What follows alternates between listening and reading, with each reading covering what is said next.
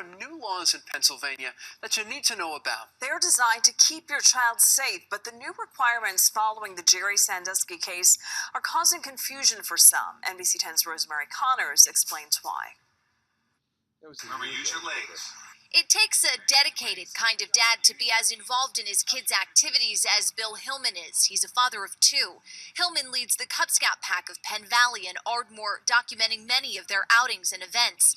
A new law in Pennsylvania would require any of his regular parent volunteers to receive background check clearances by July 1st. I like the idea that it's a state law that all organizations must have a background check. That's going to help keep the predators away. Hillman shows me you can submit the application online, but he says the process can be tedious and it costs money, between $20 and $50. It depends if you've lived in the state for the past 10 years. He wonders if this will discourage parents from participating. We have a saying that nobody ever volunteers for a hassle.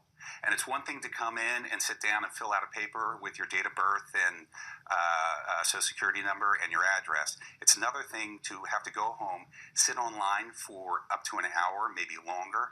Volunteers at all schools, including the preschool at Ardmore United Methodist Church, where Timothy Thompson Hole is the pastor, would also need to be checked for any criminal or child abuse history. I think the reaction is mostly kind of ugh at first, because it's something that they have to do as a kind of a nuisance almost, is what it feels like.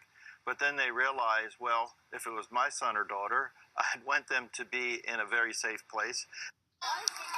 Under the law, a volunteer is anybody who has direct, regular contact with kids or is responsible for their well-being. So, for example, baseball coaches like the ones here. Now, today I spoke with State Rep Kathy Watson of Bucks County, a sponsor of the legislation. She says if there's any confusion, don't worry. She tells me she's working on a new bill to spell out exactly who would need to get a background check. Keith, Jacqueline? So, Rosemary, once a volunteer fills out that paperwork, how long does it take for them to be cleared? Well, initially, DHS was flooded with applications in the beginning of the year when part of this law went into effect. However, DHS has hired some more workers. State Rep Watson tells me that the turnaround, if you're doing the application online, should be a few hours. If you send it by mail, about 2 weeks. All right, Rosemary Connors live for us in Ardmore. Thank you, Rosemary.